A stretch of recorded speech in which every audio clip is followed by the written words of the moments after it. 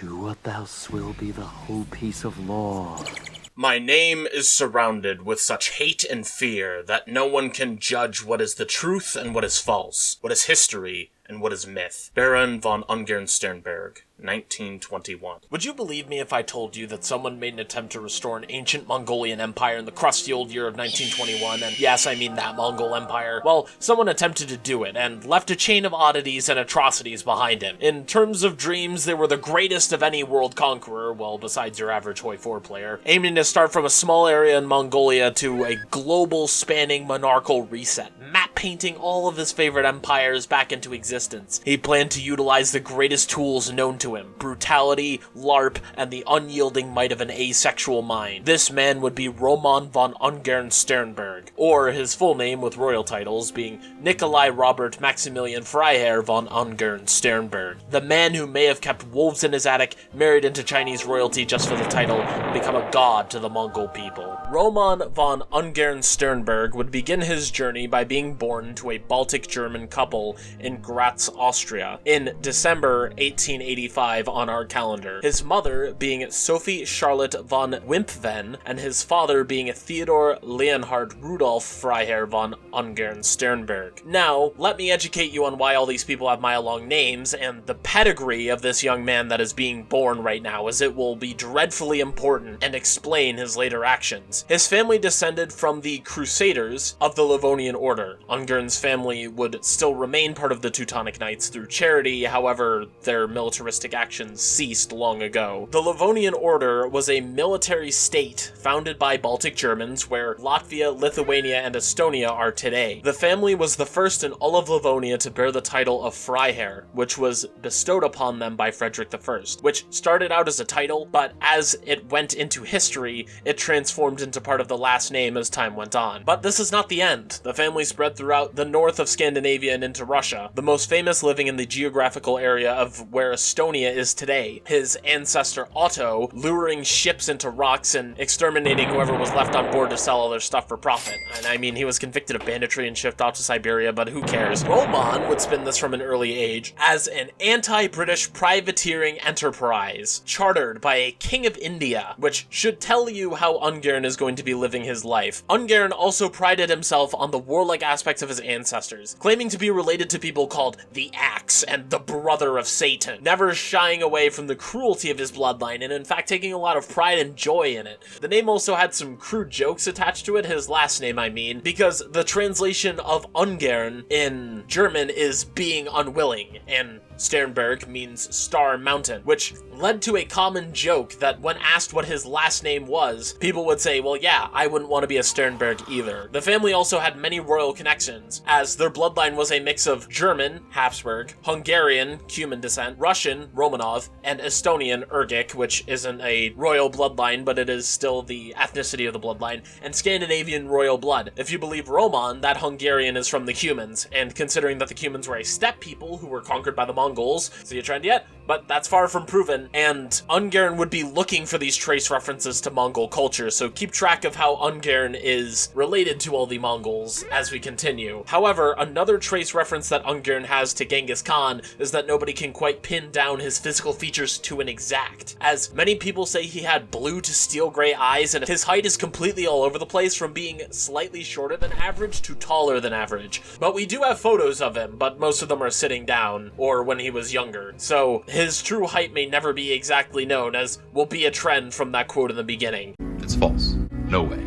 Not this time. Okay, I just wanted to interject and cut myself off from the past because this is wrong. I was thinking while I was editing, there's that one picture of him before his execution. Spoilers, I suppose. But I thought that has to have some concrete reference. I could reference one of the rifles that the guards has, and then I saw it. He has his Prince George's cross 4th degree on, which we know the measurements of. This is 40 millimeters. So I went into the photo, and with some skillful editing, you can see that he's about 44 crosses tall, which if you do the math means that he's about 1,000 760 millimeters tall, which is about 70 inches. And 70 inches, when translated to the American measurement, is about 5'8", which means that even if you give or take a George's cross and assume that I'm a little off on the starting of his feet, or you think the hair is too generous, give or take about 2 inches means he's either 5'6" or 5'10", which means he was a little bit more of a manlet than everyone thought, and I guess the Mongolians are just super short. But put it down on the Wikipedia page,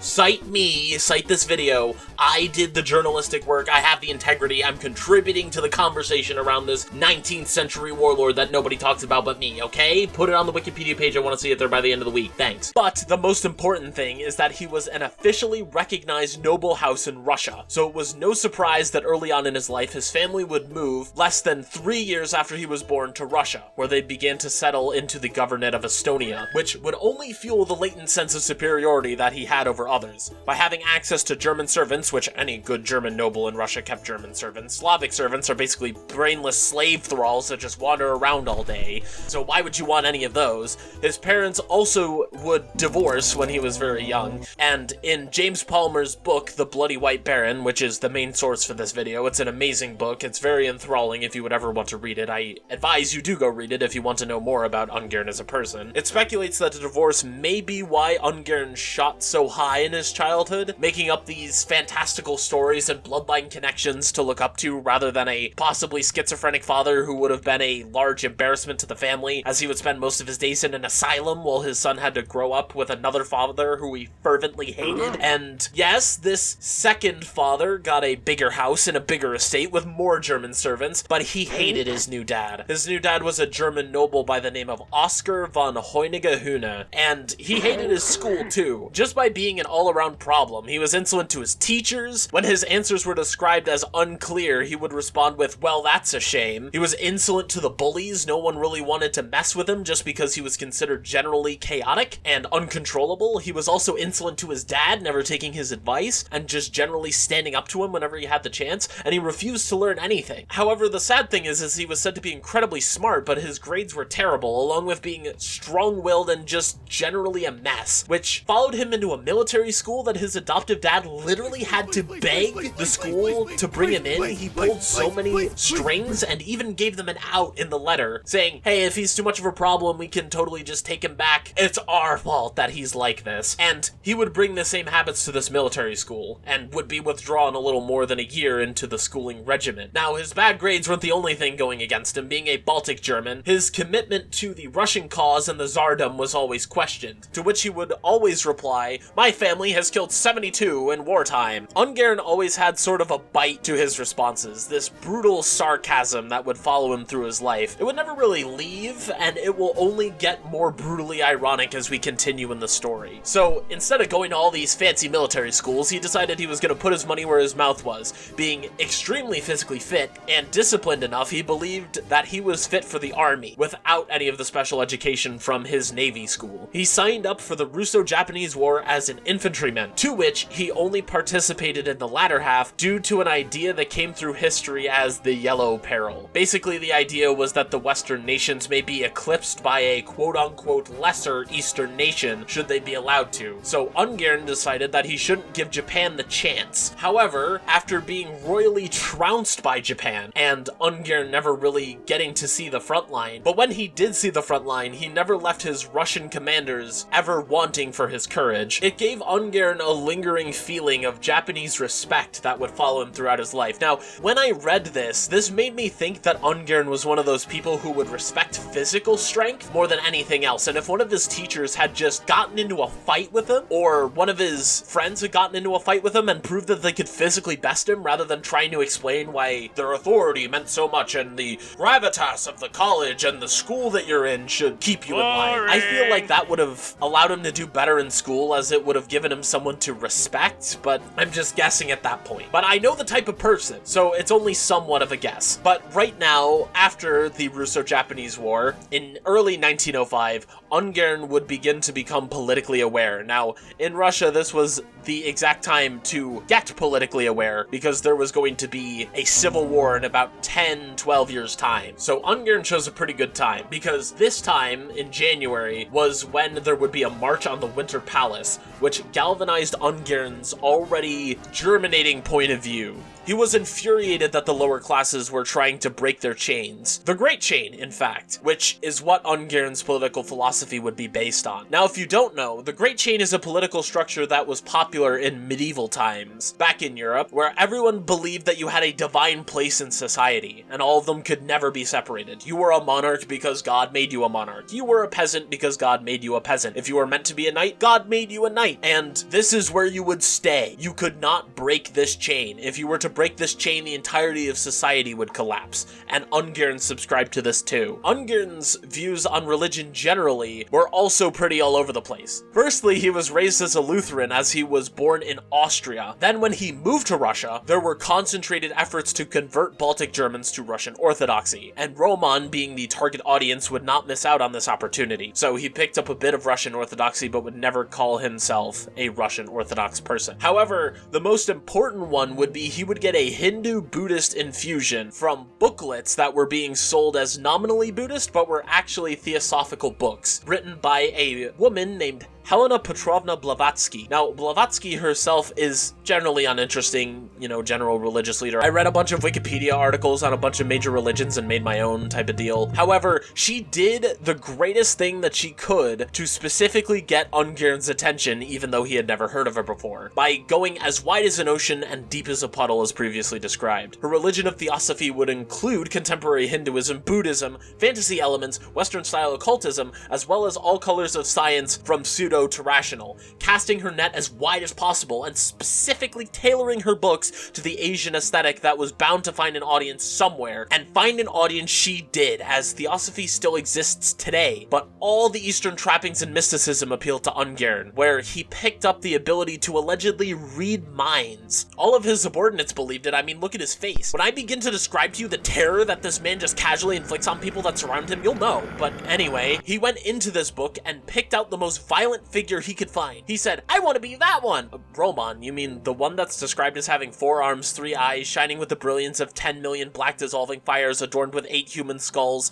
seated on 5 corpses, holding a drum, a sword, and a scythe in the midst of 8 cremation grounds, surrounded by shrieking vultures and jackals? Yeah! What about the godly concubine there? I'm not a big fan. So on his quest for godly dysmorphia, he would go about attending an officer's academy for the army, where he studied logistics, military engineering, and small unit tactics, as well as being philosophically influenced by Dostoevsky and Nietzsche, and became an anti-intellectual, as he relied more on physical might and found all of these philosophers to be wasting their energy by writing books that could not defend them from the fires outside of their very homes. He excelled at this military officer's school by Ungern standards, getting remarkably average grades, graduating with a resounding cool, upon which he immediately asked to be transferred to the east, which was granted, being assigned to a Cossack unit, being the 1st Amursky or Argon Cossacks, which gave him a greater opportunity to research his hyperfixation, the Mongols. Now, the Cossacks were a greatly calculated decision for ungern-sternberg. First, he knew General Rennenkampf as a cousin who would be very important later on, so the nepotism basically guaranteed the position. Secondly, the Cossacks were stereotyped as Mongols due to their feudal-style rule, breakdown of societal order, and random acts of cruelty, often described as gone Mongol in a very detrimental turn of phrase. Third, they were also anti-Semitic. Alright, I know it wouldn't be one of my videos without mentioning that at least one of these crazy people was anti-Semitic,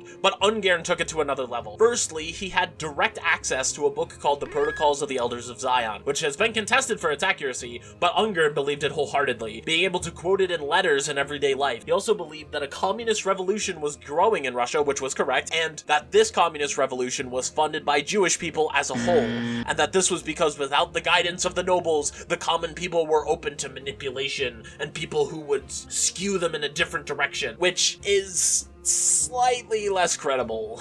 However, back to normalcy, signing up with the Cossacks gave him the opportunity to put it into practice. However, he got to learning the Mongol language first, and settled down in a town called Daria. This name is going to be a lot more ominous in a second, I promise, but I just need to give you a sense of scale first, because this is the Siberian wilderness we're talking about, and I think everyone skews that wrong. Daria is 200 miles away from a supply line on the Trans-Siberian Railway, and it's right on the border of China and Mongolia, which is is where Ungern would call his fiefdom later. But right now he had bigger problems, like rabble-rousing with his Cossack buddies and meeting a man named Bogd Khan, who once again will be very important later, and fighting in the First World War. He would be shipped off to the Eastern Front and participate fighting the Germans for the first years of the war, taking part in the invasion of East Prussia, and was very lucky to be in 1 out of 10 Russians to escape the massive encirclement in Eastern Prussia. He was distinguished in his combat in the First World War by never fearing death and getting into fights with everyone, which got him many awards and a court-martial, where he was then transferred to the Ottoman front after serving out a year in prison. He had minor success on the Ottoman front, mainly doing what he already did, running into battle shirtless on a horse and hoping that no one would shoot him. But more importantly, he met another cavalry commander by the name of Grigory Semenov, who, when the revolution came in 1917, petitioned the interim Kerensky government to deploy to Chita, which, if you'll remember, it's 200 miles from that town called Dauria, in Siberia, to which they agreed. Now, Semenov and ungern-sternberg were going to be buddies for the coming conflict, but they were diametrically opposed members that portray both sides of the white movement, white meaning the white monarchists, not racially, even though both of them were racially white. Semenov would stay in Chita and live the nightlife, constant parties, women galore, hoarding wealth like a dragon, whereas Ungern would take Dauria as a small settlement along the Trans-Siberian, engaging in a massive amount of cruelty, looting, banditry, conscription of the locals, and people traveling down the Trans-Siberian Railway, as well as engaging in more desperate and reckless measures to win the war and save the Romanov dynasty. However, much to Ungern's dismay, he would not know that all of the Romanovs were executed and would still parade that we're going to restore the Romanovs even until his death a couple years later. However, the nominal leader of the white movement was Kolchak. He was farther east, but who cares about him? He was a liberal. He wanted to restore limited democracy just like Semenov, and Ungern did not care. Monarchy was what God had chosen for Russia, and that the great chain should remain unsevered. If anyone were going to bring about any democratic reforms whatsoever, Ungern did not want to see it. So after being moved to Chita, he seized the town of Dauria. He went about raising native units, specifically drawing from native Mongols in Outer Mongolia. Now, this is another term that I have to define. When I say Outer Mongolia, I mean the actual country of Mongolia today. Inner Mongolia is a part of China that is claimed by Mongolia. Okay, cool? Cool. Dauria became a nightmarish place to be. The train through Dauria was described as a gauntlet, as it was the last stop before the Chinese border that you had to pass through. But if you were useful, you would be dragged off the train and conscripted. If you had a lot of money, it would be taken from you, as you would be accused of being a communist. 6.5 million rubles were seized this way in just a single seizure, and possibly more were seized throughout his entire reign in Dauria. His soldiers, not wanting to be deprived of any plunder, would chop the fingers off of travelers with rings still attached to get their own cut of the loot. They could then flip these resources over the Chinese border in Harbin for liquid assets, materials, and supplies. Unlike Semenov,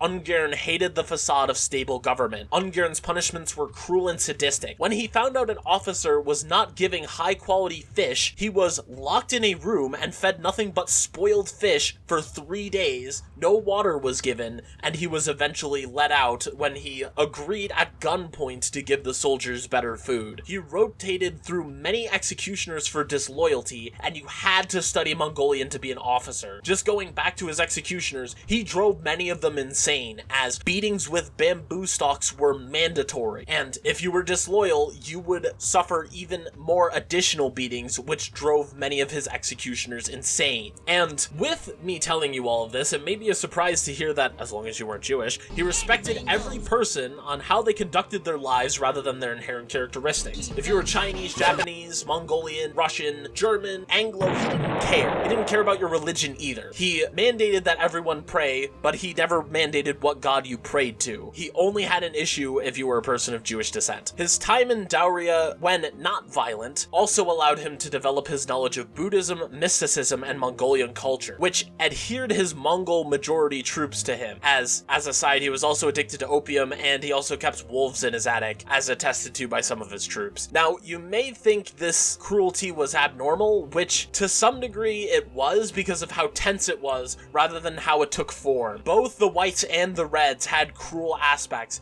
but Ungern was the cruelest. I also kind of lost it when recording this segment, because there's a sentence in the book that says, Ungern had other hobbies besides planning genocide, which I just had to include somewhere, so I'm including it here. Some of these hobbies included marrying a Chinese princess for her title, as she was related to a famous general, which I've seen as either Sun Yat-sen or Zhang Qiyu, and they only communicated in English, being Chinese and Russian. They did not share a common language besides English. They never consummated the marriage and then divorced a year later, which we love Ungern as our asexual icon on this channel, I suppose. But don't think that he neglected her. He sent her money every so often until they split up, and even still a little bit after that, so take that how you will, I suppose. While Ungern was imposing his rule in Dauria, in 1919, Outer Mongolia was experiencing something happening. The Chinese, seeing the Russians splitting up and exploding, moved to occupy Outer Mongolia. However,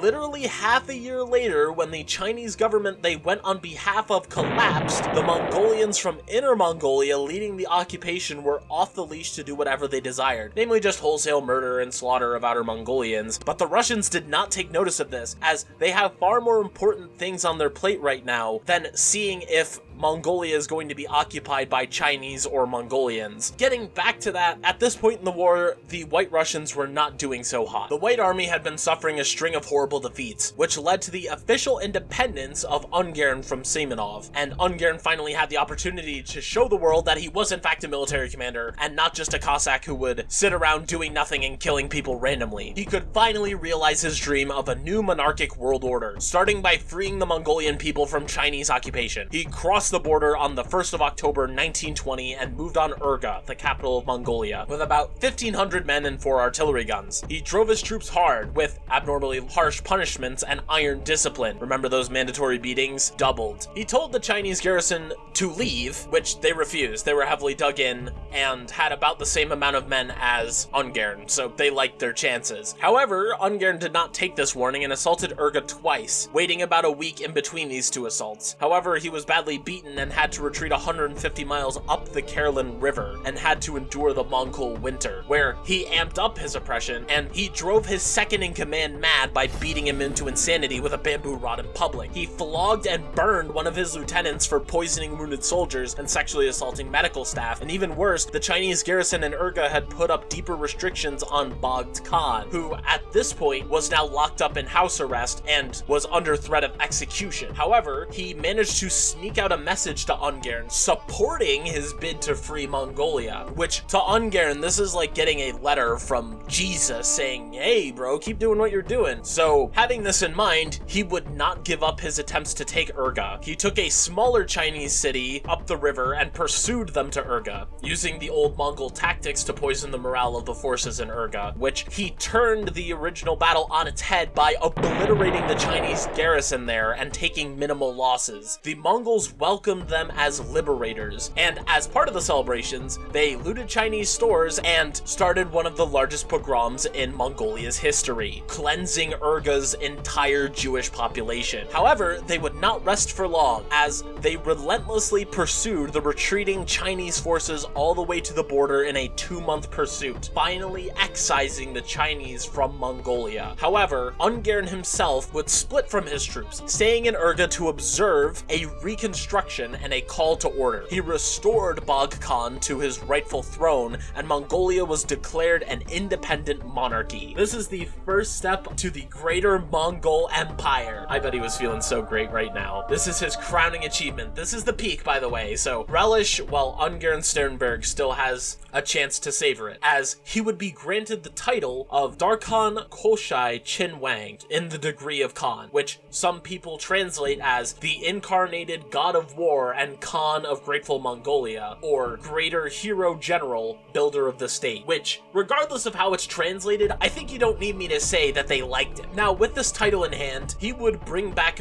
basic quality of life to Urga, bringing back basic sanitation and street cleanings, which had lapsed during the Chinese occupation, as well as instituted economic reforms to get the country up and running. He also declared himself to be a servant of the Mongolian state. Things had peaked for Ungern, as he could now shed his ironic name for a powerful name, as his German translation, being Unwilling Star Mountain, when translated to Mongolian, would be Great Star Mountain. Now, Bogd Khan's idea of an independent Mongolia was contrary to Ungern's vision, as Bogd Khan was okay with just keeping Outer Mongolia as it was, but Ungern wanted a massive monarchical Asian power, and was in talks with one of the northern Chinese warlords, Zhang Julin, to spearhead this idea for Mongolia to inherit all of China and possibly somewhere into Tibet and India. However, these plans fell through because he was literally insane, and not liking the way that the war was going on the white side, began to see a red dawn in the west. The communists had been crushing it in the Russian Civil War, and by this point the whites were almost on the run, but not Ungern. He split his forces, the other half led by his right hand, a man by the name of Razukin, and left Urga to move against a city called Trotskotavitsk, which he failed to take in early June of 1921, and the communists, while he was away, would capture Urga in early July. However, there was yet to be a direct confrontation between ungern-sternberg and the Red Army, so Ungern decided to take the fight deep into Russian territory rather than to just give up and retreat. He took about 3,000 men on a last ride where the atrocities would be just as vivid as his hatred of communists, and he captured many locations, none of them significant, as at one point, seemingly at random, they turned around as he shook his fist at the horizon and declaring that he would fight communism to the bitter end. His troops now began to see the writing on the wall, and even though they were fiercely loyal, they did not abandon him. They said, hey, we're gonna leave for Manchuria, right? It's the easiest and least risky form of escape, but Ungern said, no, we're gonna go to Tuva in the opposite direction and then go down to Tibet, which was an absolutely super risky play that had a high chance of getting all of them killed by communists. So in response, they assassinated his right-hand man Razukin